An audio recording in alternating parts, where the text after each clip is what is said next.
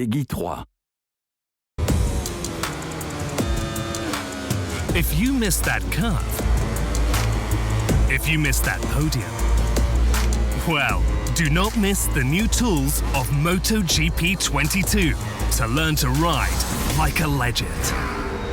Revised tutorials, where rookies learn the basics and experts become flawless. New MotoGP Academy to perfect your style. New riding analysis system to get great insights on your racing style and skills level.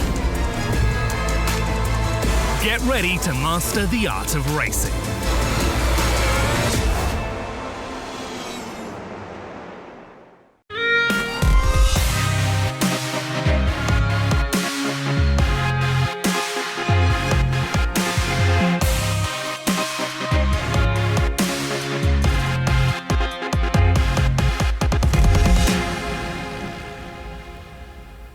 Bonjour à toutes, bonjour à tous, bienvenue dans ce nouveau débrief MotoGP After Sunday. On débriefe aujourd'hui le Grand Prix d'Espagne. On a beaucoup de choses à dire avec Margot qui est avec nous. Bonjour Margot. Bonjour.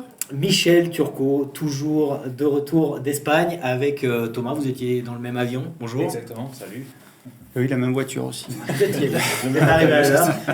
Eric, une nouvelle émission et on va parler de pas mal de choses. Oui. En compagnie d'un invité exceptionnel pour un événement exceptionnel. C'est le Grand Prix de France Moto et l'organisateur du Grand Prix de France, Claude Michy, est déjà au Mans. Le Grand Prix, c'est le 13, 14 et 15 mai prochain. Bonjour Claude. Bonjour. Comment ça se passe au Mans ? Bonjour à tous. D'abord, je ne suis pas exceptionnel. L'événement, oui, mais pas moi. Claude, les préparatifs de ce Grand Prix de France sont intenses, j'imagine. On attend cette année, le public de retour, comme à RS, avec les tribunes remplies, bien sûr. Je pense que tout le monde a envie de revoir et de se revoir et de passer un bon moment et de passer un bon week-end. En plus, on a un champion du monde et en plus, il est en tête du championnat du monde. Donc, il y a tout ce qu'il faut pour que ça se présente pour le mieux. Et puis aujourd'hui, il y avait des tests à RS. Michel, c'est un Français qui s'est mis en évidence, l'autre Français. Ouais, c'est Johan qui a fait le meilleur temps de la séance, effectivement. Séance qui était un peu écourtée et perturbée par la météo. Il y avait beaucoup de vent cet après-midi, apparemment. Donc voilà. Mais il y a quand même une grosse nouvelle qui vient de tomber, David. Ouais, une grosse nouvelle. Je pense qu'on va en parler tout de suite parce qu'on est un peu tous sidérés. Ouais, on est sidérés. C'est Suzuki qui quitterait le MotoGP. On garde le conditionnel parce qu'on est journaliste et qu'on a vérifié. Ouais. Mais les premiers retours d'informations tendent à confirmer cette information que Suzuki quitterait le MotoGP assez rapidement. En fin d'année, écoute, moi j'ai essayé d'appeler Livio Suppo qui m'a pas répondu. J'ai envoyé un message à des journalistes qui sont restés aujourd'hui sur place, ce qui n'était pas notre cas. Effectivement, ils confirment via Frankie Carchedi, qui est le chef mécanicien de Joan Mir, qui a confirmé ça à Simon Patterson, un journaliste anglais qui est très fiable, qu'on connaît bien. Donc apparemment, voilà, l'info est avérée. Donc c'est vrai que c'est surprenant. Moi, j'ai passé le week-end avec... j'ai beaucoup discuté avec Suppo ce week-end. Il m'a expliqué qu'il était à la recherche d'une équipe B à l'horizon de 2 ans, qu'il était toujours en discussion pour renouveler ses 2 pilotes, voire l'option de Fabio qui restait sur la table. Donc c'est vrai que des nouvelles pièces étaient à laisser. Donc c'est assez sidérant. On peut imaginer, on se rappelle, que Suzuki a déjà quitté le championnat MotoGP en 2011, brutalement. À l'époque, c'était Capirossi et Bautista qui étaient les pilotes. Une décision venue du Japon. On sait que alors je pense que à l'époque, c'était les conséquences de la crise financière de 2008 qui avait amené à Suzuki à serrer les boulons et donc à faire des économies sur la compétition. On peut imaginer que là, la crise du Covid et ce qui se passe globalement avec la guerre en Ukraine, tout ça fait que les Japonais, qui sont très affectés aussi, aient décidé. On peut imaginer qu'il y ait une réunion au bord de Suzuki ce matin un coup de fil qui soit arrivé à Gérèse pour prévenir les troupes, quoi. Donc c'est vrai que c'est un peu, ça semble un peu incroyable, mais a priori l'info est vraie, c'est ça. Ouais. Alors l'info semble vérifiée. On a jeté quelques lignes à l'eau pour avoir des retours d'informations. Tout au long de cette émission, on en reparlera. On revient tout de suite sur le débrief du Grand Prix. Auparavant, une petite réaction, Claude, pour le meilleur temps de Johan Zarco. Tu as eu Jean-Michel Bell, son coach. Non, Jean-Michel m'a fait un petit mot parce qu'il avait 2-3 questions à me poser. Et effectivement, il m'a dit il y a une bonne nouvelle. Johan a fait de bons essais, a fait quelques bons réglages et a fait le meilleur temps. Donc, c'est toujours une bonne nouvelle quand on est en haut de l'affiche, même si c'est qu'une séance d'essai. Mais bon, c'est une bonne nouvelle. Concernant Suzuki, je pense que Suzuki a dans sa politique de faire un temps au feu entre l'endurance avec le CERT et le MotoGP. Bon, il faut savoir que c'est aussi le seul team en MotoGP qui n'a pas de partenaire, où c'est Suzuki qui prend à peu près tout en charge. Donc peut-être que c'est aussi une façon de provoquer une arrivée de partenaires sur le team. Il faut attendre de voir ce qui va réellement se décider. On va attendre, on va revenir sur ce Grand Prix d'Espagne où les Suzuki ont été en difficulté. Tout de suite, c'est le débrief de Michel Turcot.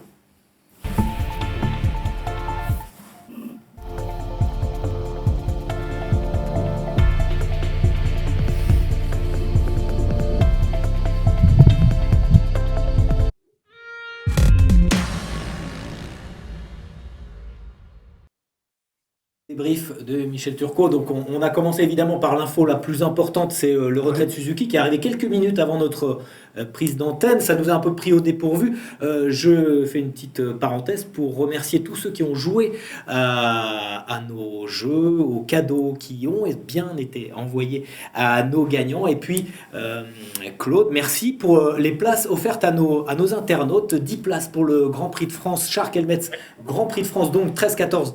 15 mai prochain, donc 10 chanceux dont les noms seront révélés sur notre page Facebook. Il faut liker bien sûr la page. On revient tout de suite au débrief. Michel, le Grand Prix d'Espagne a vu le retour en force des deux hommes forts de la fin de la saison 2021. Oui, on se disait depuis un moment, le retour du championnat d'Europe va permettre d'y voir plus clair. Ça confirme un petit peu ce qu'on avançait. On retrouve effectivement les deux hommes forts de la fin de la saison dernière. Donc, bon, Fabio a gagné au Portugal haut la main. Bagnaia, je pense qu'il aurait pu être dans le coup si s'était pas blessé en Q1 en tombant sous la pluie, en se faisant piéger par une trace d'humidité. Il a été qualifié loin, il a fait une belle course en étant blessé à l'épaule. Voilà, il arrive à Gérèse et là tout de suite, il est dans le coup. Son épaule l'a fait souffrir, mais l'a pas perturbé en course. Au test de Gérèse en novembre, la Ducati était déjà très rapide aux mains de Bagnaia. Et là, il semble qu'ils ont trouvé des solutions aux problèmes qu'ils rencontraient depuis le début de l'année avec la GP22. C'est la première victoire de la GP22, même si Bastianini avait déjà gagné 2 Grands Prix avec la moto de l'an passé. Donc c'est de bon augure pour la suite du championnat. Je pense qu'on s'achemine vers le duel qu'on attendait entre Fabio et Pecco. D'accord, et l'autre Français, Johan Zarco, est tombé très tôt dans la course. Ouais, alors Johan, il était tout le week-end, il a eu du mal à trouver des solutions à ses problèmes, la moto qu'il avait du mal à faire tourner.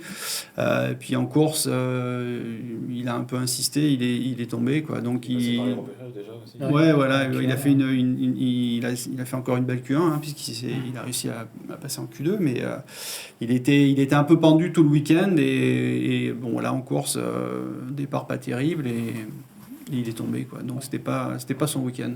Pas le week-end non plus des Suzuki. On en parlait en début les Suzuki ont eu des problèmes, un petit peu les mêmes problèmes qu'a pu avoir Fabio derrière Pecco. Ils ont eu du mal à s'imposer aux essais. Rins s'est fait bouchonner en début de course. Il s'est retrouvé derrière. Et après, derrière, même problème que pour les Yamaha. La pression du pneu qui monte avec la température. Et après, très difficile de doubler sur ce circuit. On l'a vu avec Aleix Espargaro aussi, hein, quand il est resté coincé derrière Marquez et Miller, il avait du dribble parce que les pressions de pneus étaient aussi perturbées. Et dès qu'il a pu passer devant, en 3 tours, il a pris plus d'une seconde. Donc on voit que Jerez, quand on est derrière les autres et qu'on est pris à la fois dans les températures des échappements de la moto qui est devant, et c'est un circuit très difficile pour doubler. Hein, il faut vraiment tenter sur des entrées de courbe pour faire la différence. Et on sait aujourd'hui que tout le niveau est tel que c'est vraiment la prise de risque, elle est maximale. Quand Aleix Espargaro a pu passer troisième, quand Marquez a fait une erreur après avoir doublé Miller. Donc voilà, c'est vraiment alors certains ont trouvé la course un peu ennuyeuse parce qu'il y a effectivement eu peu de dépassement, mais c'est aussi le circuit qui veut ça, quoi. On va faire réagir Claude, s'il est toujours avec nous. Claude, Michi, sur ce Grand Prix d'Espagne, la performance de Fabio Quartararo, qui a gagné au Portugal, qui est deuxième ici après ce Grand Prix d'Espagne, c'est idéal en vue, et il occupe la tête du championnat du monde comme tu l'as dit, c'est idéal avant ce Grand Prix en France. Zarco, meilleur chrono à l'issue du Grand Prix, Fabio en tête du championnat, les Français sont bien là. Oui, ils sont bien là, mais ils portent le sujet déjà depuis un long moment, hein, avec le titre de Fabio, les bonnes performances du début de saison. Et je pense que la moto est devenue un sport grand public, donc est sorti totalement de la communauté depuis 2-3 ans. Et l'addition fait que normalement le succès populaire doit être manifeste.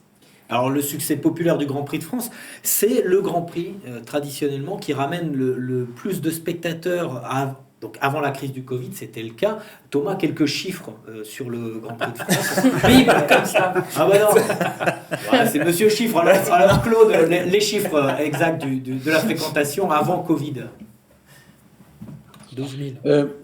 Moi, je parle toujours en nombre de billets vendus et pas sur les additions des gens qui rentrent chaque jour. On a vendu 85 000 billets en gros en 2018 ou 2019, ce qui fait une affluence autour de 103 à 105 000 personnes le dimanche, parce que les enfants ne payent pas jusqu'à 16 ans et un certain nombre de toute ce que j'appellerais la troupe du championnat du monde. Donc c'est beaucoup de monde sur le site, effectivement, et sur le circuit Bugatti. Il faut savoir que la Formule 1 doit être autour de 60 000 quand tout va.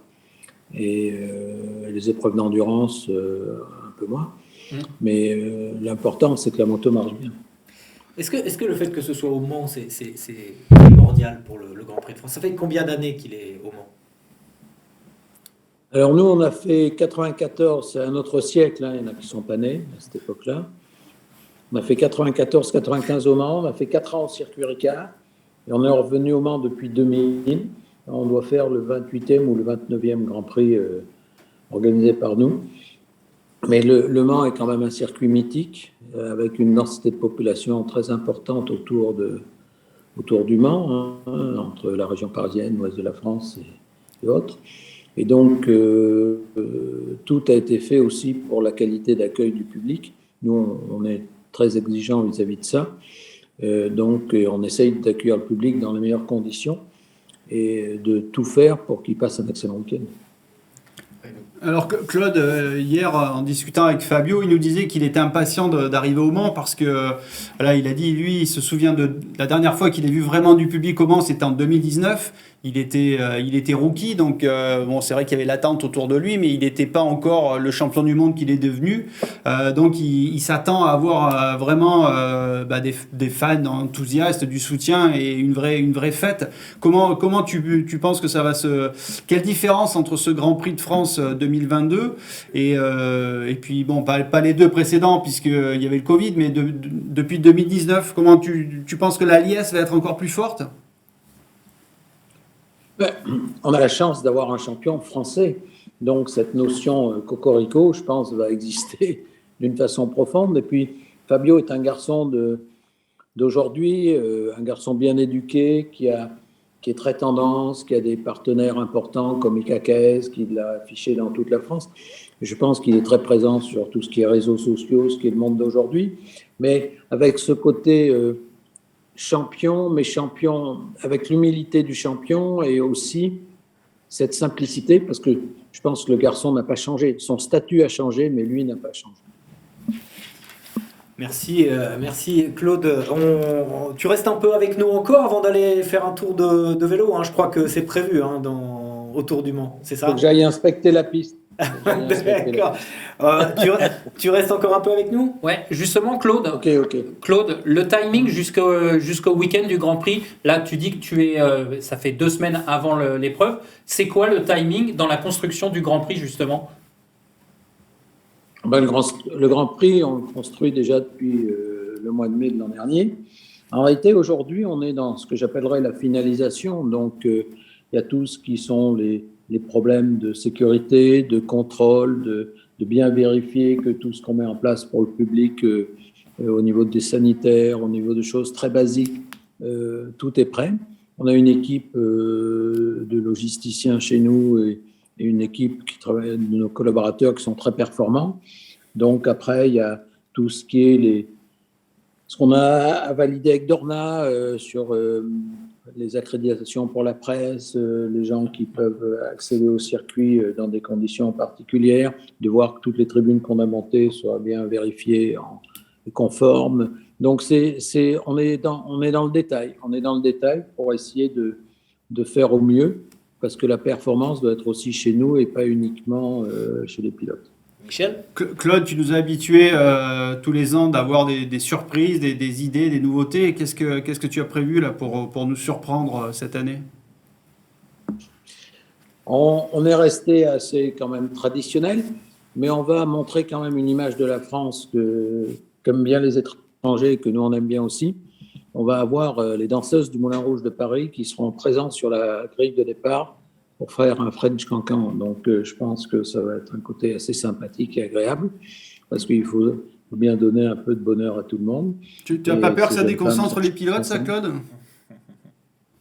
Johan a dit qu'il avait un objectif pour être en première ligne, c'est d'être là, parce qu'il fallait qu'il voit le show et pas être en deuxième ligne. Ouais, il nous a arraché le micro des mains pour en parler, Johan. Et il nous en a reparlé encore la semaine dernière. On termine le débrief. Michel, la performance de Marc Marquez, comment la qualifier ce week-end à Jerez sur un circuit qui, par le passé, lui a réussi, mais aussi lui a coûté cher ? Je pense que son week-end révèle les difficultés qu'il rencontre et l'état dans lequel il est. En fait, j'ai eu l'occasion de faire un entretien pour l'équipe avec lui en début de week-end. Et j'ai trouvé un pilote vraiment dans le dur, quoi. Il est clairement son bras et aujourd'hui, c'est difficile d'évaluer, mais enfin en tout cas, il n'a plus le physique qu'il avait. Il peut plus utiliser ses bras comme il le faisait. D'ailleurs, il l'a dit. À un moment donné, il fait un sauvetage incroyable dans le dernier virage du côté gauche. Et il dit si j'avais été la même chose du côté droit, j'étais par terre. Donc il peut plus piloter avec son bras droit comme il le faisait.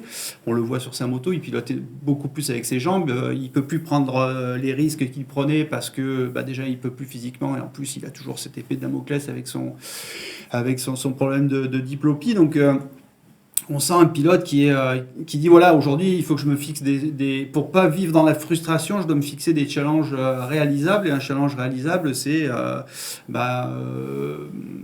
top 5, top 3 à Jerez, quoi. Donc c'est vrai que on voit plus le Marquez qu'on a connu. Donc voilà, aujourd'hui son ambition c'est essayer de se reconstruire, de redevenir un pilote capable de jouer la victoire et les titres.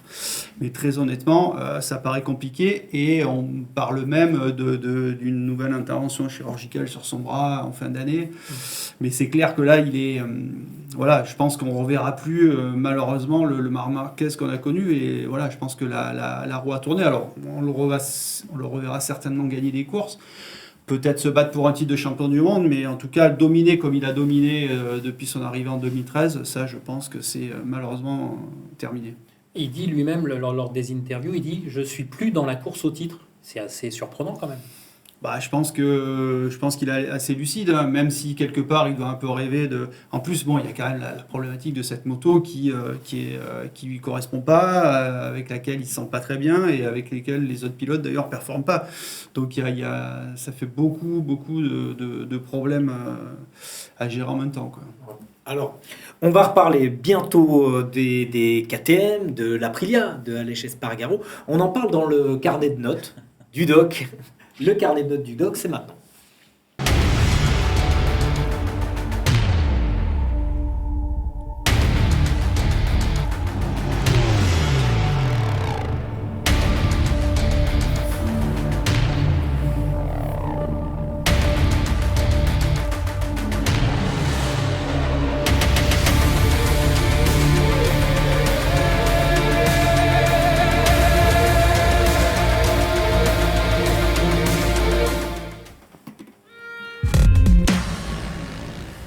On parlait de Suzuki en difficulté en introduction et Suzuki qui devrait se retirer du MotoGP. On le rappelle pour ceux qui prennent l'émission en cours, puisqu'on a démarré un peu plus tôt. On avait un invité exceptionnel, et si, je répète, exceptionnel, avec Claude Michy, l'organisateur du Grand Prix de France.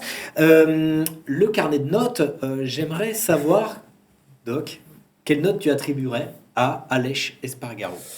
Aleix Espargaro, écoute, je lui mettrais forcément on va dire, on va peut-être lui mettre un 10 carrément, parce qu'en fait, ce qu'il montre, c'est que l'Aprilia est là aujourd'hui, qu'elle est capable de performer sur n'importe quel tracé, et là, ce week-end, je pars un peu de mes stats déjà, mais je veux dire, il fait un deuxième podium de suite. C'était jamais arrivé pour Aprilia en catégorie Rennes, donc voilà, il montre que cette Aprilia est aboutie, semble prête à se battre pour la victoire à chaque course.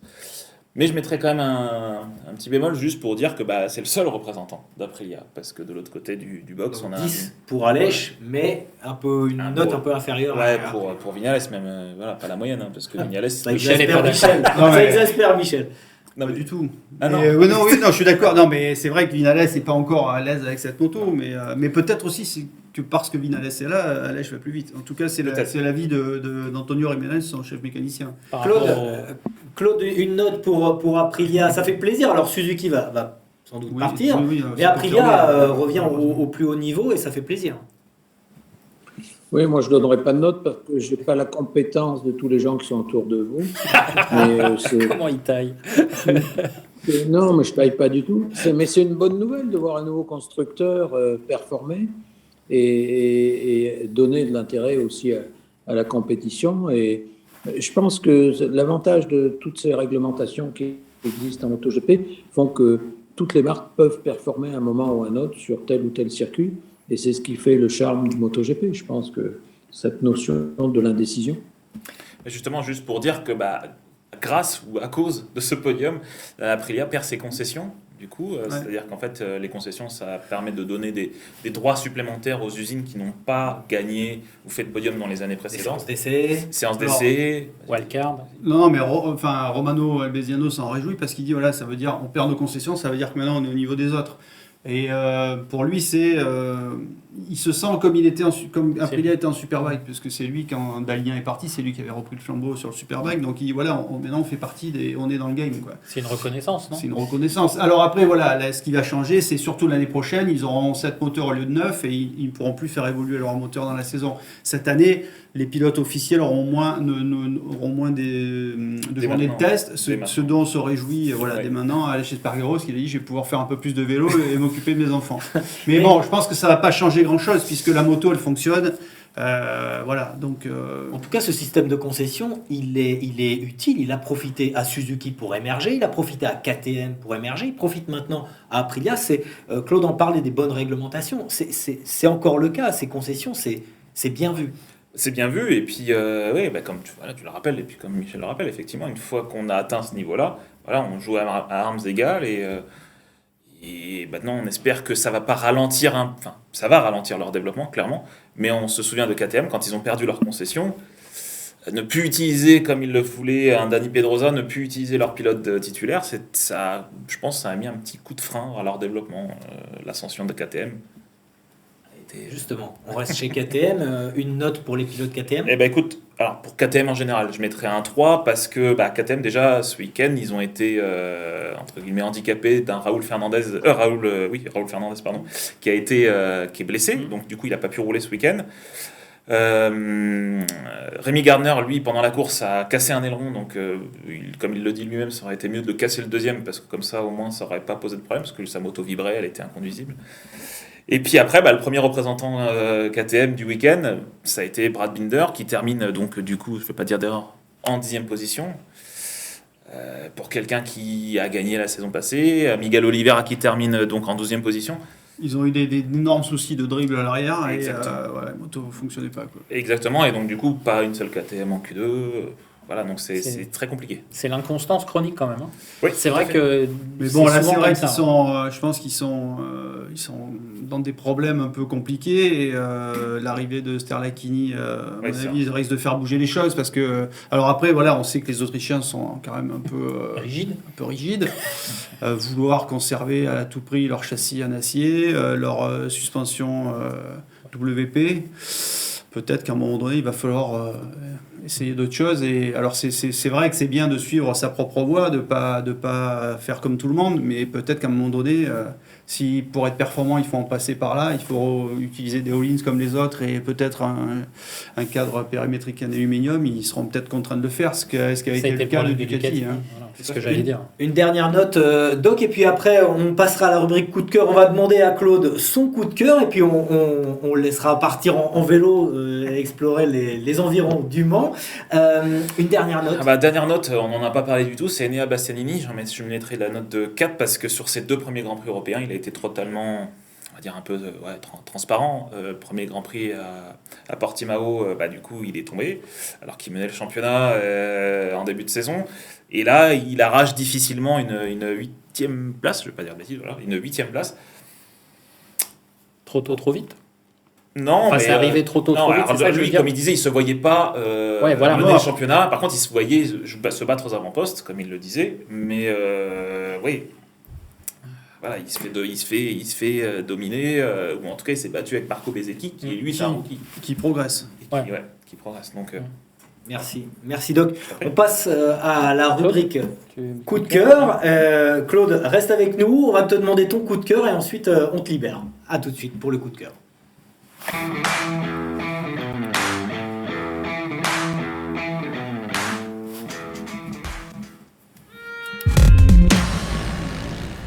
Allez, l'organisateur du Grand Prix de France, Claude Michy, le coup de cœur que tu donnerais pour ce Grand Prix d'Espagne va à qui ?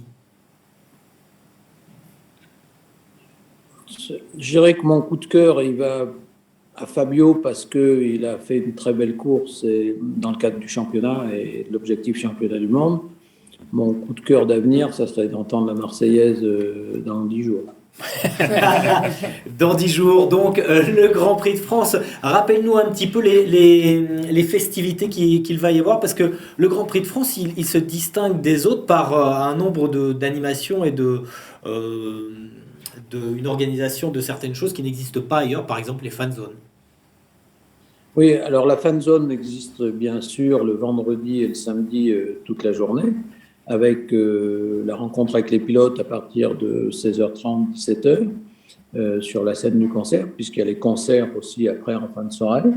Et on aura le samedi soir un show mécanique sur la voie des stands avec du stunt, du freestyle. Et puis on essaye de continuer d'essayer de donner les meilleures possibilités au public de passer un bon week-end. On va voir quelque chose d'un peu nouveau que je vais vous annoncer tout de suite, c'est que par exemple, quelqu'un qui a eu un billet d'enceinte générale, il va aller sur Google Maps et puis il va taper, par exemple, il va aller dans l'aire d'accueil du bleu ou du rouge et il va taper entrée, aire d'accueil bleu et rouge. Et suivant quand il va sur son petit téléphone appuyer sur la chose, et ben, ça va lui donner le parcours pour arriver dans les meilleures conditions. Donc, comme ça, c'est un service supplémentaire qu'on essaye de donner au public. de nouveaux services, le Grand Prix de France qui a apporté beaucoup de nouveautés et donc le public répond présent. Vous serez nombreux au Mans sur le circuit Bugatti les 13, 14 et 15 mai prochains. C'est le Grand Prix de France. Merci Claude, merci d'avoir été avec nous. Merci à vous. Pour ce débrief. Bonne soirée. Merci Claude. Salut, Merci, Claude. Claude. Merci. Au revoir. Au revoir. Et revoir. on continue de notre côté pour le coup de cœur. Margot, ton coup de cœur. Pour moi, c'est le pilote qui a reçu un 10, c'est Aleix Espargaro, parce que c'est son deuxième podium de suite. Mais après, je vais pas redire exactement tout ce que tu as déjà dit, mais oui, c'est la régularité, pardon. Donc, toujours encore aux avant-postes. Ton coup de cœur, Michel? Bon, j'en ai déjà parlé, mais oui, moi, ça va être Marquez. Pour son abnégation et sa volonté de revenir malgré les blessures, malgré la souffrance. Cette façon qu'il a de vouloir surmonter ça, moi, je trouve ça assez admirable. Et ça sera mon coup de cœur. Ouais, il réussit à... Ouais, c'est de l'abnégation. Et pourtant, il avait dit que par rapport à Rossi, qu'il ne ferait pas le même cheminement que Valentino Rossi. Il disait qu'il n'aurait pas la même longévité dans la carrière. Après, il a que 29 ans, mais c'est vrai qu'il vient de traverser 2 années quand même dramatiques, on peut le dire. Et voilà, mais il a toujours envie d'y arriver, quoi. Donc, et il continue, mine de rien, à porter Honda sur ses épaules, hein, parce que quand on voit ce que font Paul Espargaro, Nakagami et son frère Alex, c'est quand même pas mirobolant. Un coup de cœur, Doc? Ouais, écoute, justement, j'en parlais juste avant, Marco Bezzecchi, parce que c'est un pilote qui fait pas du tout de bruit depuis quelques courses et qui monte progressivement dans la hiérarchie. Et là, il en est, comme je disais tout à l'heure, il fait une 9e place par rapport à son coéquipier qui est Luca Marini, qui lui galère quand même pas mal sur cette Ducati. Donc, belle performance de Bezzecchi. On notera juste que Bezzecchi a une 2021 et Marini une 2022 et qu'on sait que pour l'instant c'est un peu plus compliqué. Bien sûr. C'est un petit. Ça commence à grincer des dents. Des bémols, j'en mets aussi. Moi. Ouais, non, mais bon, là, c'est un rookie. Eric? Moi, mon coup de cœur, en fait, il est sur 2 points. Surtout la performance entre Pecco Bagnaia et Fabio Quartararo, qui ont vraiment été exceptionnels tout du long du week-end. Une demi-seconde de gagner par rapport au record qui existait par rapport à Viñales, c'est pas rien, même en qualif. Et une demi-seconde quasiment sur Fabio. Oui, mais voilà, et c'est ce qu'a dit Fabio. Hein, d'ailleurs, il était content d'être en première ligne, mais enfin, à la descente de sa moto, il a fait je m'attendais pas à me faire coller une demi-seconde. Donc, on sent bien qu'il avait accusé le coup. Et puis, mon deuxième coup de cœur, c'est un petit peu satirique, c'est j'aime bien que, comme le marché des transferts commence à s'animer, c'est bizarre, on voit surtout des pilotes qui sont menacés, qui commencent à revenir. On a vu Nakagami qui se repointait un petit peu quand même sur certaines séances d'essai, Miller qui fait des trucs comme ça. Ils ont toujours été vite à Jerez, les deux. Ouais. Mais bon, oui. Mais on va voir, on va étudier ces garçons qui sont un peu sur la sellette justement. Pour apporter de l'eau à ton moulin, Bagnaia merci. et Quartararo ont quand même collé 10 secondes au 3e sur un circuit comme Jerez. C'est quand même pas mal. Ouais, puis il n'y a pas eu une erreur quoi. Alors Aleix dit qu'il aurait, s'il n'était pas resté coincé aussi longtemps derrière Marquez et Miller, il aurait fini plus près certainement. Mais en tout cas, 12 secondes Marquez 4e, c'est beaucoup. Il y a eu d'ailleurs une petite passe d'armes, Marquez Espargaro tout au long du week-end. Ils se cherchent tout le temps les deux. Ils se taclent sur la piste et puis en dehors. Quoi. C'est vrai qu'on a encore vu. C'est vrai que quelque part, c'est assez choquant de voir Marquez prendre des roues. Quoi. Ouais. Mais comme il l'a dit, voilà, moi aujourd'hui je galère. Les autres, ils ont encore accepté que j'essaie de m'accrocher à eux pour progresser. Moi, quand j'étais devant, tout le monde essayait de prendre ma roue. J'ai jamais crié au scandale parce qu'on me suivait. Il y a eu un moment où c'était chaud aussi. Qu'est-ce qui a failli s'accrocher dans le dernier virage? Justement, il y avait Espargaro, Marquez et je sais plus. Il y a eu un moment pendant les chronos. Ça a été pas pendant les chronos, mais ça a été limite. Justement, tout le monde attendait un peu sur le bord de la route et c'était un peu complexe. Et c'est vrai que ça va devenir vrai. Je pense qu'il y a un moment, il va falloir qu'il statue au niveau de la direction de course. On peut pas statuer sur un pilote qui suit un autre. Non, pas sur un pilote qui suit un autre, mais sur les pilotes qui attendent délibérément. Si un pilote qui gêne, il est sanctionné, mais après, à partir du moment où il attend et qu'il gêne pas, c'est... Faut qu'il s'organise comme Fabio et Johan. Ça roule. Je vais terminer le tour de table des coups de cœur par celui que j'attribue au gagnant de la course, Pecco Bagnaia, avec une régularité impressionnante de chrono Ah ouais, ça, c'est sous sûr. pression de Fabio. Et une C'est- épaule. C'est impressionnant ce qu'il a réussi Mais- à faire. Alors c'est vrai que Pecco, il est, enfin quand on le voit comme ça, on dirait un petit ange tout mignon, mais c'est vrai il est super solide. On se rappelle sa première victoire à Aragon, il a eu Marquez toute la course derrière lui, et Aragon c'est quand même chez Marquez. Eh ben il a pas craqué quoi, il a pas fait une seule faute, et c'est vrai qu'il est d'une régularité incroyable quoi. Et malgré une épaule, encore une fois. Ouais. Ouais, on avait vu Fabio très régulier au Portugal. Bon, il l'a été encore. Il a été de la même manière. Hein. C'est vrai que les deux là, quand ils sont, C'est des métronomes. c'est les métronomes. Ouais. Ouais, parce que d'un tour à l'autre, c'était en millième. Pendant un moment, ça se jouait à 3 millièmes. Ils faisaient les mêmes chronos quasiment. Ouais, de toute façon, leur écart est resté entre 0,5 et 0,8. Quoi. C'est vraiment resté hyper stable. C'est des performances un peu qu'on connaissait chez Jorge Lorenzo aussi. Exactement. Quand il était lancé, c'était une horloge. Qui est devenu d'ailleurs une légende ce week-end. Oui. Voilà, une légende, Jorge Lorenzo. Restez avec nous, on passe tout de suite à l'instant stat avec toi, Doc.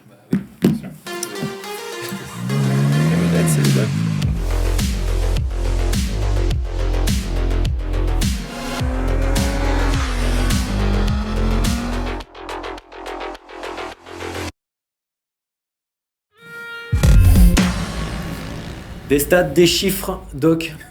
On commence par quoi? Eh ben écoute, 5 sur 5. Pourquoi? Parce que en Moto 2, je vais faire un peu de Moto 2 pour une fois. Non, mais... Chaque fois. Tout le temps. non, mais on a eu 5 nouveaux vainqueurs cette saison. Donc, bon, voilà, je suis obligé de le dire, mais on a eu Augura hier. Mais donc, du coup, ça fait 5 nouveaux vainqueurs, en plus en 6 courses, donc c'est quand même assez remarquable. Pour retrouver 5 nouveaux vainqueurs, il fallait remonter à la saison 2020, où il y avait eu du Marco Bezzecchi, du Jorge Martin, du Rémi Garner, donc quand même du beau monde, qui aujourd'hui figure en MotoGP. Et ensuite... en MotoGP, on a eu un 5e vainqueur différent depuis le début de la saison, donc avec un Bagnaia, et le seul qui a doublé pour l'instant, ça reste Enea Bastianini, mais c'était pas arrivé depuis 2020. 2020, on se souvient, sur les 6 premières courses de la saison, on avait eu aussi 5 vainqueurs, et sur la 7e course, on avait eu encore un autre nouveau vainqueur qui était Maverick Viñales, pour ceux qui se souviennent. Donc voilà, en 2020, on avait eu pour ceux qui se souviennent, du Fabio, Binder, Morbidelli, Oliveira et Dovizioso. Continue. Vas-y. Vivons tes paroles. Doc. On a quelque chose qui est assez remarquable, c'est ce qu'on appelle un grand chelem dans le jargon des sports mécaniques. Pecco Bagnaia en fait a signé la pole position, a mené tous les tours de la course, a signé le meilleur tour de la course et gagné du coup forcément. Ça semblait logique. Ça semblait logique. Donc le dernier à avoir réalisé cet exploit, c'était lui-même en Algarve l'année dernière. Et ce qui est assez remarquable, c'est chez Ducati, ils sont que 2 pour l'instant à avoir fait. Il y a lui, du coup, et Casey Stoner. Sinon, entre-temps, il n'y a jamais eu de Dovizioso, il n'y a jamais eu de Lorenzo, il n'y a jamais de... Ça s'appelle dominer de la tête et des épaules. Exactement, donc c'est assez remarquable parce Surtout pour Bagnaia, oui. on avait tendance à dire que la Ducati réussissait surtout aux Australiens, et ben là, on voit qu'elle réussit aux Italiens aussi. Voilà. Bon, après, je peux encore dire des choses sur Aprilia, mais je les ai déjà dit tout à l'heure. Donc, Combien de dépassements alors? ça, c'est compliqué. Non, je peux juste dire, donc effectivement, c'est la première fois que Aprilia signe 2 podiums de suite, mais c'est aussi la première fois en catégorie Rennes qu'elle signe, que Aprilia enregistre 3 podiums. C'était jamais arrivé auparavant. Alors on a beaucoup de messages sur Suzuki notamment. On va faire un petit aparté avant de passer au Moto 2, Moto 3 à ta rubrique, Margot. Suzuki quitterait le MotoGP, ça a tendance à se confirmer. Oui, ça se confirme. Les messages affluent. Donc la dernière fois que c'était arrivé qu'un constructeur quitte le MotoGP, c'était Suzuki en 2011. Ouais. déjà. Ils sont revenus, Kawasaki était parti. C'était 3 ans plus tôt, enfin Voilà. 2008. Ouais, c'est ça. Donc voilà, c'est... Non, mais ce qui est le plus surprenant, c'est ce que disait Michel tout à l'heure. Ça vient forcément du Japon, mais c'est qu'on en parlait avant l'émission. Ils ont signé un accord avec la Dorna. Il y a eu du développement, et pas qu'un peu cet hiver, puisqu'on a vu que les progrès de la Suzuki, le nouveau moteur, des pièces qui devaient être essayées. Alex Rins qui disait encore à Portimao en conférence de presse qu'il était sur le point, en tout cas, que Suzuki voudra le garder. Chez Suzuki, qu'est-ce que représente la moto, le département moto, David, toi qui es un peu au Alors, fait Suzuki, c'est une marque qui aujourd'hui dans l'automobile est en pleine croissance. C'est une marque aussi qui mise sur les marchés émergents. C'est-à-dire que les marchés matures comme l'Europe voient très peu de modèles renouvelés. Les modèles Euro 5 sont peu renouvelés. Et puis les concessionnaires Suzuki s'arrachent un peu les cheveux en ce moment à cause de modèles qui manquent parce qu'il y a de la demande. Ce sont des très bonnes motos, les Suzuki, abouties. Et puis quand on regarde les nouveautés dernières de la gamme Suzuki, c'est juste on refait du neuf avec du vieux. La Katana, la Yabusa, c'est des modèles qui existaient déjà. Il n'y a pas eu vraiment de grosses nouveautés à part entière. Et c'est un peu dommage. Ce sont des décisions qui viennent de tout c'est pris. Encore une fois, ils ont embauché Suppo en début d'année pour passer à la vitesse supérieure, construire une équipe B. Ils sont champions du monde il y a 2 ans. Enfin, c'est vrai que là, c'est on se pince un peu pour le croire, mais voilà, on envoie des messages et effectivement, ça se confirme de l'intérieur. Donc, mais en termes d'image, Suzuki est arrivé à un aboutissement. C'est-à-dire que Claude Michy le disait tout à l'heure, Suzuki n'a pas de sponsor titre, c'est Suzuki qui est marqué. Et si vous regardez bien, les petites cylindrées qui sont vendues en Asie et dans les autres parties du monde reprennent cette déco. C'était le cas aussi de la Suzuki Ducert avant qu'elle passe Yoshimura en endurance. C'est d'ailleurs pour ça qu'il y a une harmonisation et il y a une association dans la tête des fans de MotoGP il y a de plus en plus de courses MotoGP qui se déroulent en Asie également. On le voit, en Indonésie, un nouveau circuit cette année avec les Suzuki et ce marquage, et donc ils vendent des petites cylindrées. Les marchés émergents sont une priorité de la marque.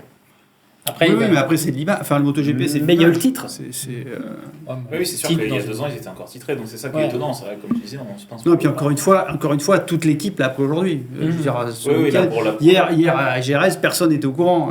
Voilà.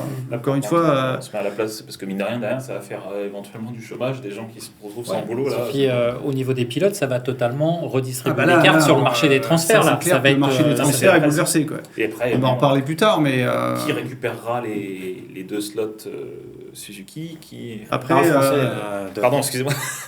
Mais je veux dire, les places sont non, mais après on a 24 pilotes, on n'aura plus 22, on a déjà eu non, mais bien sûr, mais je pense que la volonté de la Dorna, c'est de rester à 24 et de ne pas redescendre à 22. Schwantz, que vous aviez interviewé, parlait du retour de Suzuki après son retrait aux États-Unis, à Austin.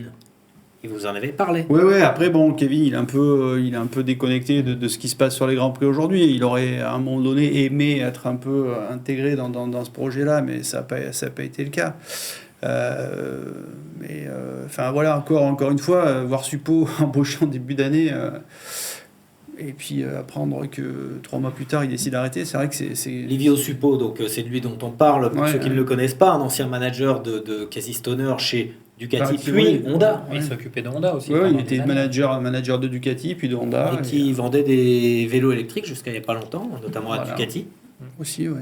Oui, qui a créé une compagnie de vélos électriques. Ouais. Après, si on peut essayer de se raccrocher à un point positif, ce que disait Claude, et Dieu sait si au niveau marketing il est fort, c'est peut-être aussi après les Japonais, on sait qu'ils sont assez rigides aussi là-dessus, et c'est peut-être aussi un appel du pied pour éventuellement ramener un partenaire, j'en sais rien. En général, quand la décision est prise dans ce genre de compagnie, c'est un peu radical. Hein. C'est ce qui, encore une fois, c'est quelque chose qu'ils ont déjà fait en 2011.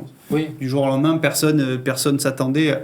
D'ailleurs, Randy Depugné faisait des essais à l'époque et il espérait récupérer une place dans l'équipe. Et puis voilà, tout est. Non, mais à la limite, Bautista s'est retrouvé à pied. C'est une info, à la limite, on dirait par exemple le team ex-Petronas, en disant bah voilà, il n'y a pas de résultat, on arrête à la fin de l'année. Ça semble quelque chose de logique. Là, depuis 2 ans, depuis le titre de Mir, même si le titre a été un petit peu... je le trouve pas très charismatique, ce titre-là, mais depuis 2 ans, ils sont en pleine progression. Et là, on leur coupe l'herbe sous le pied. Tout le monde est d'avis de dire qu'aujourd'hui, la Suzuki est l'une des meilleures motos. D'ailleurs, elle faisait carrément de l'œil à Fabio Quartararo et Eric Mahé. Donc, c'est vrai que là, du coup...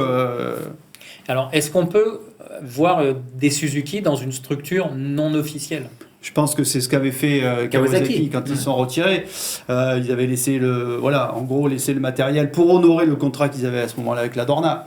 Maintenant, aujourd'hui, le niveau du MotoGP est tel qu'on n'imagine pas que des machines qui soient juste mises à disposition d'une équipe puissent fonctionner correctement. Mais après bon, là, tout ça va induire aussi je pense que Carmelo Espeleta va avoir du mal à avaler la pilule. Donc forcément, il y a des contrats qui sont signés, donc il va y avoir là derrière encore parce qu'ils ont renouvelé. Ils avaient signé pour 5 ans l'an dernier, donc il y a encore 4 ans de contrat théoriquement. Peut-être revoir une Suzuki brandée comme l'avait fait Kawasaki avec Hayate, mais ça n'avait pas duré. Voilà, encore une fois, la nouvelle tombe là, Après, Kawasaki, je crois que c'était parce qu'il leur restait une saison de mémoire, je crois, au niveau du contrat, il me semble. Et il y avait le terme du contrat était très proche. Là, 4 ans, ils ne peuvent pas se permettre de jouer comme ça pendant 4 ans, enfin. Non, mais en plus, il y avait encore des bruits. Là, elle a fait 2 saisons d'ailleurs. Je crois qu'elle a fait fini avec Hopkins. Je crois qu'elle avait fait 2000. On va revenir sur Suzuki. Vas-y, termine. Non, mais c'est en plus de ça, les dernières rumeurs que j'avais aussi, c'était que Suzuki était intéressé pour s'associer avec un team Moto 2 pour brander éventuellement une Kalex, faire une filière, comme on peut le voir avec KTM, comme on peut le voir. Ça, c'était les idées de Suppo. Oui, c'était des idées. Donc, du coup, tu te dis, ça s'arrête comme ça. C'est un peu étonnant, brutal. On l'a appris quelques minutes avant de lancer l'émission, donc on a lancé nos antennes. Ça revient, on y reviendra si on a d'autres infos. Pour l'instant, on va passer au Moto 3 avec toi, Marco GP. Est-ce qu'on commence comme d'habitude par le Moto 3 ? Comme d'habitude, avec le Moto 3. Allez, c'est parti.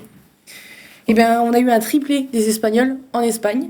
Donc, si vous voulez voir un petit peu de spectacle avec ce week-end, on a eu 2 petites courses quand même moins animées. C'était à Moto 3 qu'il ne fallait pas louper parce que c'est Izan Guevara qui s'est imposé devant son coéquipier Sergio Garcia et ensuite Romé Mazia. Donc, c'était d'ailleurs le même ordre que la première ligne de départ comme en MotoGP. Donc, c'est un doublé du team Gas-Gas, mais on s'attendait pas forcément à ça parce que Denis Zonjou, le pilote Tech 3, a pris les commandes de la course une deuxième fois au niveau du 16e tour. Et lui qui avait travaillé son rythme tout seul tout au long du week-end, il avait loupé le podium de peu la semaine dernière au Portugal. Et là, il était en train de faire une course remarquable. Il était en direction de sa première victoire parce qu'à un moment, il a même pris un petit peu d'air. Mais tout s'est inversé au dernier virage du dernier tour, comme souvent en Moto 3. Et Denis Zonjou a peut-être aussi un petit peu freiné plus tôt que les autres, justement. Guevara lui a fait l'extérieur. Sergio Garcia, lui, l'intérieur. Et Romé Mazia, pareil. Ça a joué aussi un petit peu des épaules. Et donc, ses espoirs de victoire et même de podium se sont envolés parce qu'il a terminé 4e. Et en une seule fraction de seconde, tout s'est arrêté. Donc, c'était un peu une grosse déception pour lui, mais ça lui donne plus de détermination pour aller chercher sa victoire juste après. Donc, c'est la 2e victoire d'Izan Guevara en Moto 3. On va dire la vraie cette fois, parce que du coup, non, mais c'est vrai qu'en Amérique, l'année dernière, il y avait eu 2 drapeaux rouges et qui s'étaient... Donc, c'est la première vraie victoire d'Izan Guevara. Non, mais c'est vrai. Sans circonstances, on va dire, un peu particulières. À la régulière. Voilà, à la régulière, tout à fait. Oui. Voilà. Donc, et on retrouve une deuxième fois... une fois, Romé Mazia sur le podium, cette fois-ci sur la 3e marche. Et la bonne opération, encore une fois, c'est grâce à sa régularité, c'est Sergio Garcia qui, avec ce nouveau podium, conserve les rênes du championnat devant Denis Foggia pour 21 points d'avance. Alors, les Espagnols au top et les Italiens moins bien, on va dire. Exactement. Justement, Denis Foggia, qui était l'ancien leader du championnat, n'a marqué aucun point sur le circuit de Jerez depuis ses débuts en mondial. Bien, Pourtant, voilà, il partait 4e, mais il a terminé 18e, donc c'était pas encore pour cette fois-ci. Et c'était une info confirmée et récupérée par Thomas. C'est qu'il n'a jamais vraiment aimé ce tracé et il n'avait pas du tout un bon feeling sur la moto. Et justement, pareil aussi, parce que j'ai eu ma petite stat, c'est que la première Honda, donc c'était celle de Daniel Olgado, donc il est arrivé 12e. Non, c'est Scott Hodgen, parce que Daniel Olgado, il roule sur KTM. Pardon. Pas de souci. Excusez-moi. C'est le professeur. Il suit le doc, il suit. Attention. Attention, Margot, parce qu'il pour va te se tester. Attention aux notes. Oui, c'est ça. Non, il n'y a pas de souci. Et donc, du coup, c'était le plus mauvais résultat pour Honda depuis 2013. Oui. Là, j'ai tout bon. C'est bon. Je valide. Allez. Donc, bon, un peu compliqué quand même pour Honda. Et donc, en italien, il n'y a pas que Denis Foggia. Il y a aussi Andrea Mignot qui était aussi favori pour le titre en début de saison. Sauf que là, il a terminé à 14e, donc c'est 2 petits points. Et ok, il avait peut-être un petit peu de malchance au début de la saison, mais là, ça fait 2 fois qu'il ne se bat pas en tête, dans le groupe de tête, pardon. Donc il est relégué à 51 points de Sergio Garcia. S'il veut espérer encore les chances pour ce titre, il va falloir qu'il marque plus de gros points dans la saison. Doc, une petite remarque? Non, juste pour rebondir, parce que pour en avoir discuté avec des gens du paddock ce week-end, c'est vrai que là, on se dirige de plus en plus vers une coupe KTM en Moto 3. Il y a de moins en moins de Honda, je crois qu'il y en a 10. Sale Et période là- pour les Japonais. Oui, non, mais c'est surtout... Ouais, c'est Honda parce va qu'en se fait... retirer. Non, mais Parce que là, on non, dit on qu'il y a... ne pas, mais Suzuki qui se retire, Honda en difficulté. Yamaha, Fabio sauve les meubles, mais c'est pas facile. Mais c'est vrai que là, ouais, on voit de... Quand je dis KTM, effectivement, c'est que des KTM, parce que Gazga, c'est une KTM, Husqvarna, c'est une KTM, CF Moto, c'est des KTM. Gazga, c'est ce que j'ai dit. Mais du coup, c'est vrai que là, ouais, la première Honda, 12e, et c'est dommage, parce qu'il y a encore 2 ans, c'était la moto qu'il fallait. Et puis la semaine dernière, au Portugal, on avait espéré un relan sur Jerez. Malheureusement, pour Laurent Felon, ça n'a pas été le Grand Prix espéré. Lorenzo, pardon. Laurent, c'est son père. Oui, c'est sûr qu'il n'a pas fait un bon Grand Prix. Lui non plus. Lui non plus. On se trompe tous Ouais, de voilà. prénom, c'est pas grave. Voilà. Donc oui, Lorenzo Felon, il s'est luxé l'épaule droite pendant les essais libres 2. Il a chuté très très rapidement dans le virage numéro 11. D'ailleurs, Sergio Garcia a suivi juste après, mais c'était 2 chutes différentes. Donc lui, il pensait continuer, mais malheureusement pour lui, le Medical Center a été catégorique là-dessus. Il ne voulait pas. Donc on espère le revoir au Grand Prix de France dans la même lancée. Ils sont de plus en plus Ouais, c'est ce que stricts. j'allais Ils sont dire, un ouais. peu plus stricts. Ils ont laissé Marquez remonter sur une moto 4 jours après une fracture. Et Lorenzo, de l'humérus, ouais. à l'époque, 2 jours après. Bah, Donc là, Lorenzo, il parce que avait là, par fait exemple, le voyage pour la Franck clavicule. Lorenzo. Ouais. Raoul Fernandez n'a pas été autorisé à rouler avec une petite entorse du poignet, qui le gênait beaucoup, il n'aurait pas pu piloter correctement, mais en d'autres temps, on l'aurait laissé essayer. Quoi. Non, mais c'est surtout que ouais, c'est de bonnes mesures, parce que Aaron Canet, du Oui, coup... Ouais, c'est ce que j'allais dire, hein, mais on va en reparler dans un petit moment. Ouais, juste après. Voilà, on passe à la moto 2 du coup. Exactement. La transition est parfaite. C'est parfait. Merci messieurs. Oui, donc on a un nouveau vainqueur, comme tu l'avais dit, donc c'est Ayugura. Première pole position, première victoire, et d'ailleurs c'est sa première en mondial, en Moto 3, il n'avait pas gagné non plus. Départ parfait pour lui, il avait un très bon rythme, il était très rapide tout le long du week-end.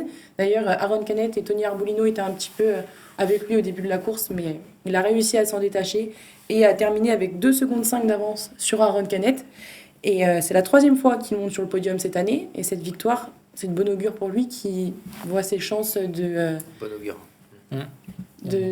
monter en MotoGP. Par contre, pour Takahaki Nakagami, c'est moins bon parce que lui n'a pas signé le podium en MotoGP en 5 saisons. Visiblement. Ouais, il risque d'y avoir du changement. À tous les côté- niveaux. À tous les niveaux. Les transferts vont. Il va ça falloir va. enquêter. Il va falloir enquêter, Michel. Là. Là, c'est sûr que ça va rebattre les cartes. On en parlait hier, c'est une victoire japonaise, et ça tombait pour l'anniversaire du décès de Wakai. Ouais, Nobuki Ah, ouais, Wakai, ouais, qui s'était tué à 1993, dans la voie des stands. Sur une Suzuki. Sur une 250 Suzuki, ouais, c'était le retour de Suzuki en 250 à l'époque. On en parlait, Aaron Canet, on va dire le courageux du week-end. Il y en a beaucoup qui ont parlé d'exploits aussi, parce que du coup, pour recontextualiser, lundi dernier, je vous en avais parlé, il s'était fait opérer du radius gauche, il avait aussi le petit doigt qui était cassé, donc il a été déclaré apte pour le départ de la course, au contraire, pas pour le réseau Felon du coup. Et donc ça, c'était pas un week-end très très simple, heureusement pour lui, il est directement allé en Q2, et on le voyait, hein, tout au long du week-end, il retirait pas son gant pendant les séances, parce que ça faisait trop mal. Dormait peut-être avec. Oui, peut-être. On a vu, il était beaucoup aussi Greffé. dans le Medical Center. Et hier, donc sur un circuit quand même très très rapide, 2e. Donc gros respect parce qu'il était vraiment très très usé, très fatigué à la fin de la course. Il a expliqué que c'était l'une des courses les plus compliquées de sa jeune carrière. Maintenant, il faut qu'il aille chercher cette victoire qui lui échappe depuis un moment. Avec son nœud papillon. En bois. Il n'était pas en bois hier. Tatouer le Ouais. Ça va être plus simple. Oh. Il y a plus beaucoup de place. Il n'y a plus beaucoup de place, ouais, ça va être, Ouais. sur le front peut-être, je sais pas. On fait un point sur le championnat, Margot ? Exactement, avec Vietti toujours premier, mais qui sort quand même de 2 week-ends compliqués. Alors certes, la semaine dernière, il a fait un podium, Mais s'il n'y avait pas eu ce grand carambolage, pas sûr qu'il monte sur le podium. Là, il marque que 10 points, les points de la 6e place si je ne me trompe pas. Et derrière, Ayubura reprend beaucoup de terrain puisqu'il n'y a plus que 19 points qui les séparent. Il est suivi juste derrière de Tony Arbolino, qui, on voit de plus en plus aux avant-postes et se battre pour les victoires. Et il l'a dit, je vais finir là-dessus, si on fait un podium à Jerez, attention pour le championnat. Donc on risque de le revoir sur certains podiums et pour les victoires. Surtout il a maintenant, on va dire, quasiment le statut de numéro 1 chez VDS, parce que Sam Lowe, même s'il est pas loin, c'était quelqu'un qu'on attendait pour se battre pour le titre cette saison. Le train est passé depuis Voilà. longtemps pour Sam Lowe. Exactement. C'est d'ailleurs assez surprenant qu'il arrive à perdurer quand même, parce que ça fait un petit moment. Il est en place chez VDS. Ouais, mais ça fait combien? Ouais, non, mais c'est ce que je veux dire. Ça fait combien de temps qu'il est là, et alors que ses résultats devraient. C'est le mari de la patronne. Voilà, on est bien d'accord. Allez, on passe à la technique. Oui, dans la gestion, ça doit aider un petit peu. Le zone technique. Mon Dieu.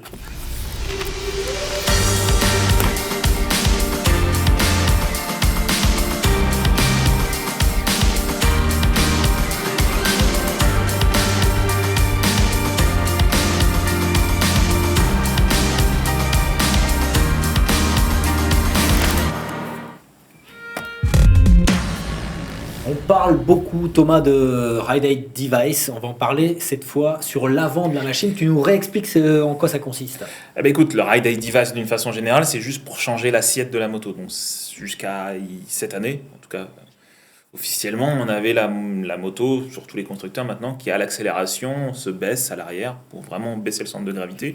Et donc du coup aider à l'accélération, utiliser moins l'électronique, faire moins appel au traction control à l'anti-wheelie et vraiment passer toute la puissance de la moto. Et Ducati, l'année dernière, même si c'est passé complètement à la trappe aux yeux des photographes ou des caméras, au test de Jerez après la fin de saison, ils ont étraîné un système qui permet de baisser l'avant.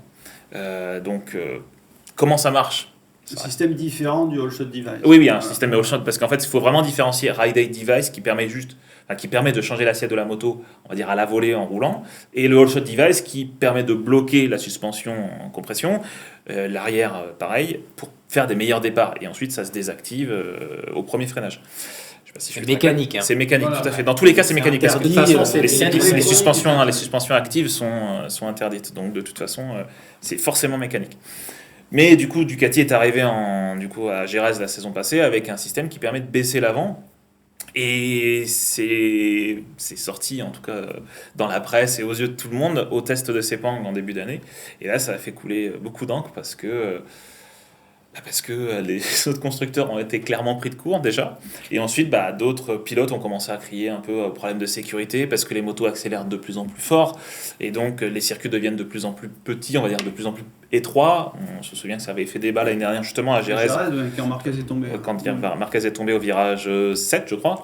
Et parce que du coup, on accélère beaucoup plus fort, on arrive plus vite sur l'angle. Et donc, Marquez était tombé dans les air fence. On avait eu très peur d'ailleurs. Suzuki, d'ailleurs, n'était pas en avance sur les... Non. Ça arrivait en Styrie ou en Autriche. Non, mais on sait que les Japonais sont très conservateurs et que ce soit Suzuki, Yamaha ou Honda, c'est vrai qu'ils ont une approche du développement de la moto très, très conservatrice. Voilà, une moto reste ce qui est une moto, et alors que les Européens n'hésitent pas à faire appel à des ingénieurs de la F1, à tenter, à essayer des choses vraiment très différentes, et je pense qu'ils ont une ouverture d'esprit beaucoup plus grande Tout ce qu'on a vu par rapport à la technique. Quoi. Tout ce qu'on a vu comme évolution, à la base, c'est Ducati qui l'a amené. Les ailerons, l'aérodynamisme, il n'y a eu que ces choses-là.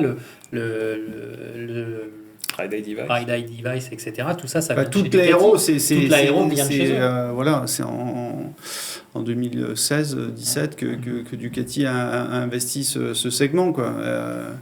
Et bon, c'est vrai qu'après ça induit des problèmes de coût, des problèmes de sécurité dans le sens où les motos vont de plus en plus vite, de contraintes aussi sur le pneumatique avant. Aujourd'hui, les autres créent un peu... le signal d'alarme a été tiré. D'ailleurs, l'année prochaine, ce système sera interdit. C'est là où, effectivement, je voulais en venir. Voilà, pardon, je t'ai Non, mais c'est... Non, mais vas-y. Non, c'est là où je voulais en venir, c'est qu'effectivement, ça c'est interdit, ça a été banni. banni, pardon. Il y a une commission Grand Prix à la fin du mois de mars qui a interdit ce système. Donc quand je précise, c'est vraiment le Ride Device qui permet de baisser la moto à l'accélération. Le All Shot Device qui est utilisé juste pour les départs restera toujours autorisé, ça, il n'y a pas de souci. Mais ce qui est étonnant, c'est que pour en avoir parlé avec Johan Zarco ce week-end, c'est que le système est encore en cours de développement C'est ça chez Ducati. Et aujourd'hui, j'ai vu Jorge Martin rouler avec ce système-là, parce que lui, il ne l'utilisait pas, justement. Et là, durant le test, il a profité de ce test pour tester le système. Et... Pas Johan Zarco. Si, Johan Zarco. Lui, il l'utilise tout le temps. Lui, il l'utilise Après, il faut se dire aussi, on en est qu'au 6e Grand Prix, il reste 2 tiers de saison. S'il se trouve un truc vraiment qui fonctionne très bien... C'est ça, mais c'est là où, pareil, encore une fois, où je voulais en venir, c'est qu'en fait, les ailerons... C'est interdit. Ils ont investi jusqu'à présent. Ouais, c'est ça. Et du coup, les ailerons, on s'en souvient, les ailerons, là, en 2016-2017, comme tu le rappelais, on se souvient des Ducati, c'était quand même assez impressionnant. Il fait la tarte des Aprilia aussi. Oui, mais c'était quand même, les Ducati, ça montait sur plusieurs niveaux, c'était quand même assez impressionnant. Chez Aprilia, ils ont beaucoup investi avec des ingénieurs de la F1 aussi. Bien sûr. Et là où je veux en venir, c'est qu'on peut peut-être imaginer qu'ils arrivent à trouver une façon de contourner le règlement, comme est-ce qu'ils ont pu faire avec les carénages, qu'on appelle maintenant carénage aérodynamique, où les ailerons sont censés être cachés par une deuxième couche de carénage et donc éviter... Intégrer, voilà. Est-ce que ces évolutions technologiques, tu disais, Michel, que les constructeurs japonais sont un peu réticents à cette évolution un peu technique, philosophique du MotoGP? Est-ce que ça peut avoir quelque chose à voir avec le départ de Suzuki? Non, je pense pas. Je pense que vraiment le départ de Suzuki, c'est une histoire de tableau Excel. Je pense que, enfin voilà, c'est des décisions qui sont prises par des gens qui peut-être savent même pas ce qu'est le MotoGP. C'est une compagnie comme Suzuki, on l'a dit. Suzuki font avant tout des voitures, ils font des bateaux, des moteurs de bateaux. Je connais pas suffisamment l'économie de Suzuki pour savoir ce que représente la moto, mais certainement beaucoup moins. C'est comme Kawasaki. Kawasaki, c'est encore pire. C'est le département faible, moto. le département moto. Voilà, ils font des trains, des hélicoptères. La moto, c'est rien. Donc, à partir de là, si on se dit à un moment donné, il faut faire des économies, qu'est-ce qui coûte le moins? Qu'est-ce qui nous intéresse le moins? C'est ça. Voilà, on fait une croix et puis toi tu vas les appeler là, ils sont à Gérard, je crois, tu leur dis qu'à la fin de l'année c'est fini, et je pense que c'est certainement comme ça que ça a dû se passer aujourd'hui. C'est un coup de fil à Sahara en lui disant écoute, dis à tes gars qu'en fin d'année et pourtant, Suzuki vient encore de gagner les 24 heures moto, Suzuki performe à tous les niveaux. Peut encore jouer le titre. Il menait avec Alex Rins, c'est encore un Rins, c'est qu'à 20 points. Après, il ne faut pas oublier, justement, tu parles de l'endurance, que l'association Suzuki France, puisque c'était Suzuki France qui finançait le programme de Dominique Mélian et Yoshimura, c'est justement pour pallier au fait que Suzuki avait décidé d'arrêter de payer et d'envoyer des budgets tous les ans. Alors, on va rester sur l'endurance et sur les autres domaines, les autres disciplines moto que les Grands Prix avec le Sunday Race Recap.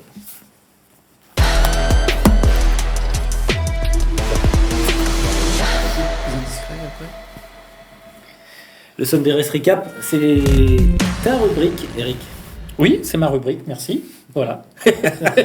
Non, ce week-end, c'était assez calme dans les autres courses. Alors, il y a eu la Red Bull Rookie Cup dans le cadre du MotoGP à Jerez, mais moi, je vais vous parler de ce qui s'est passé en France, et plus exactement sur le circuit Carole, puisque c'était les Promosports, c'était le 3e rendez-vous de la saison. Il y avait du public, et il y avait également du beau monde, puisqu'il y avait le président de la Fédération française de motocyclisme, Sébastien Poirier, qui est venu et qui a récompensé les pilotes sur les podiums. Alors ça, c'est pas du Promosport, ça c'est du MotoGP. Mais peut-être qu'on le verra un jour à Carole. Voilà, là c'est le public. Donc comme je disais, beaucoup de monde sur le circuit Carole, et puis donc la présence de Sébastien Poirier, donc le président de la FFM.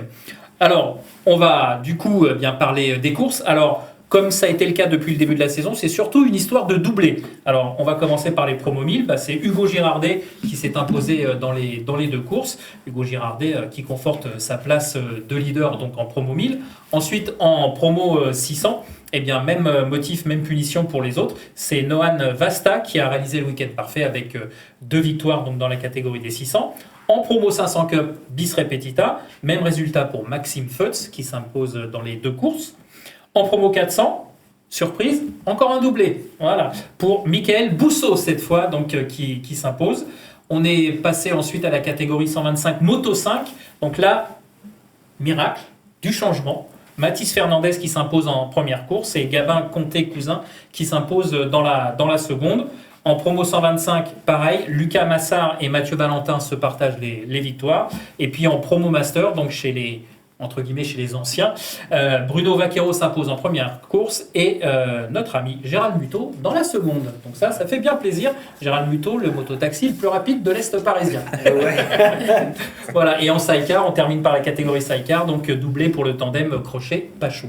Voilà pour les promos sport. Et puis juste un petit mot pour dire que la prochaine épreuve aura lieu à Croix-en-Ternois les 21 et 22 mai prochains. Et que le week-end prochain, justement, c'est la deuxième épreuve du championnat de France Superbike sur laquelle on retrouvera Margot à Nogaro. Le circuit de Nogaro. À Carole, j'en profite. Dans 2 jours, il y aura Sylvain Gattoli sur le circuit Carole, puisque la FFM lance une école de mini-moto sur le circuit Carole. Sylvain Gattoli en est le parrain. Il sera présent sur le circuit Carole et il pourra te parler de Suzuki. Voilà, il pourra parler. Ouais, on va aller le voir. on va pas le rater, Sylvain. Allez, on va conclure l'émission comme on l'a commencé par notamment le départ de Suzuki du MotoGP. C'est les indiscrets. Alors les indiscrets, messieurs. Les indiscrets, maintenant, avec Suzuki. On rappelle l'information principale de cette émission. Suzuki quittera vraisemblablement le MotoGP à la fin de la saison. C'est un coup de tonnerre qui a eu lieu en ce lundi de lendemain du Grand Prix d'Espagne. Après 6 Grands Prix seulement, Suzuki annonce ce retrait alors que, on le rappelle, Thomas, tu l'as rappelé tout à l'heure, il y a un contrat en cours de 5 ans. Oui, c'est ça. Et puis voilà, on répète ce qu'on a dit, des développements, des pilotes qui avouaient encore tout à l'heure, il y a quelques Grands Prix qui voulaient prolonger, comme Alex Rins, Livio Suppo qui était recruté, voilà, plein de choses. Donc en tout cas, ça va totalement bouleverser le marché des transferts pour la saison prochaine. Donc ce week-end, on avait des avancées des discussions entre Yamaha et Fabio, enfin Eric Mahé, l'agent de Fabio, pour avoir discuté à la fois avec Eric ou avec Lynn Jarvis longuement. C'est vrai que la discussion est constructive, des garanties sont apportées sur le développement de la moto et des performances moteurs, puisqu'on sait que c'est vrai qu'il y a beaucoup de gens qui parlent d'argent, oui. Mais Quartararo demande trop d'argent. Pour l'instant, c'est pas une question d'argent, c'est juste ce qu'ils veulent, c'est avoir des garanties sur l'évolution de cette moto, puisque Suzuki a prouvé cette année qu'un 4 cylindres en ligne pouvait améliorer son moteur. Donc on sait qu'il Yamaha est en retard sur le sujet, même si la moto a d'autres qualités. Voilà, ils veulent à tout prix augmenter ses performances moteurs. Donc voilà, ils essaient de mettre en place un système de travail qui permettra effectivement de travailler là-dessus. Les discussions vont bon train. On peut imaginer que ce qui se passe chez Suzuki va aller dans le sens d'une prolongation de Fabio chez Yamaha, puisqu'on savait que Suzuki était l'une des 2 options avec Honda. Et est-ce qu'à l'inverse, Michel, le fait que ça avance bien du côté de Yamaha et de Fabio, Suzuki se disant on a peut-être la chance de le récupérer, voyant qu'ils ne peuvent pas l'avoir, on dit on arrête, sachant que Suzuki ne pourrait pas avoir Fabio. De toute façon, il n'y a plus d'offre si Suzuki arrête, il n'y aura plus d'offre pour Fabio. Non, mais est-ce que c'était peut-être lié à ça aussi, la continuité, enfin le fait de ne pas arrêter le programme, c'était lié au fait d'avoir Fabio chez Suzuki? Je pense pas du tout, parce que ils ont 2 pilotes performants. Je pense pas c'est pas du tout lié au sport en tout cas. Enfin à mon avis. En revanche, on peut imaginer qu'Honda, qui visait certainement Mir, puisqu'on savait que il regardait du côté de Fabio et de Mir, donc l'option Mir risque de se préciser. En tout cas, on a Rins aussi. C'est vrai que des pilotes comme Darin Binder, Dovizioso, c'était un one shot, donc il va arrêter. Mais Darin Binder qui était ça va pas arranger les affaires. Voilà, je pense qu'il y a comment Miller, ça va pas arranger ses affaires. Ça va pas arranger les affaires de Miller non plus. Donc c'est vrai que ça va certainement accélérer un petit peu les négociations qui seront en cours, quoi. Il faudra juste voir déjà si on passe à 22 ou à 24. Donc ça veut dire est-ce qu'il y aura autant de guidons ou est-ce qu'il y en aura 2 de moins, quoi. Parce que sinon, ça reste De toute façon, aujourd'hui, alors après, il y a aussi, là on parle de l'équipe usine Suzuki, on sait qu'il y a l'avenir de l'équipe de Razlan Razali qui est un peu incertaine, puisque ils sont un peu à court de budget, les Yamaha coûtent cher, donc Lynn Jarvis m'a même avoué qu'il était prêt à n'avoir que 2 Yamaha l'année prochaine si Razlan Razali n'avait plus l'argent pour financer ces 2 motos-là, sachant que chez Yamaha, la volonté, c'est de récupérer le team VR46 à l'horizon de 2 ans, puisqu'ils ont encore 2 ans de contrat avec Ducati. Donc là, ils ont annoncé de nouveaux partenariats avec le VR46 Camp. Il y a des liens en Moto 2. Donc c'est vrai, la volonté de Yamaha, elle est claire, c'est récupérer la structure de Rossi. Ils veulent d'ailleurs faire de Valentino de l'ambassadeur Yamaha à très court terme. Donc voilà, il y a pas mal de dossiers à suivre. Et Aprilia, du côté des teams satellites. pour l'instant, c'est ça. Ça rejoint avec RNF. Voilà, oui, on sait les que Yamaha. Razali, s'il peut pas se payer les Yamaha et que Performantes, les Aprilia. les Aprilia sont performantes. Après, est-ce qu'Aprilia aujourd'hui est prêt à avoir 2 motos supplémentaires à voir. C'est signé. Merci. Ah. Merci. C'est signé. Non, ah oui, peut-être. On va enquêter bien sûr sur toutes ces informations sur Suzuki et sur les transferts, les rumeurs de transferts. Michel, merci Margot, merci Michel. On vous tient au courant sur la suite de ces informations sur Suzuki et sur les transferts en MotoGP. Merci Thomas. Avec grand plaisir. Voilà. Eric, Merci David. merci à toi. On vous annonce aussi un changement de After Sunday, c'est-à-dire qu'on va avancer l'horaire de... Arrêtez. Non. On va consulter le board au Japon et les tableaux Excel, on va regarder, Michel. Voilà, en tout cas, pour l'instant, on n'a pas de raison d'arrêter. Gros succès de l'émission la semaine dernière avec notre invité Johan Zarco. Gros succès aussi de l'émission Découpée. Merci Eric Thérèse pour le travail accompli et Johan Zarco qui nous a fait le plaisir de passer 20 minutes en notre compagnie. Eh bien, gros succès d'audience, donc on va continuer Il nous manque à Fabio, liker l'émission. Je dis, il nous manque Fabio, on va l'avoir bientôt. Alors Fabio, on va l'avoir bientôt. Hein. On a eu Eric Mahé qui nous a confirmé que il avait eu des infos erronées sur nos audiences. Donc on a rectifié le tir, on va voir Fabio. Et voilà messieurs, 18h, nouvel horaire d'After Sunday Moto dès le lendemain du Grand Prix de France. Ce sera le 16 mai prochain. Rendez-vous à tous. Et en attendant, les infos sur la page Facebook et la page YouTube de After Sunday Moto. Salut.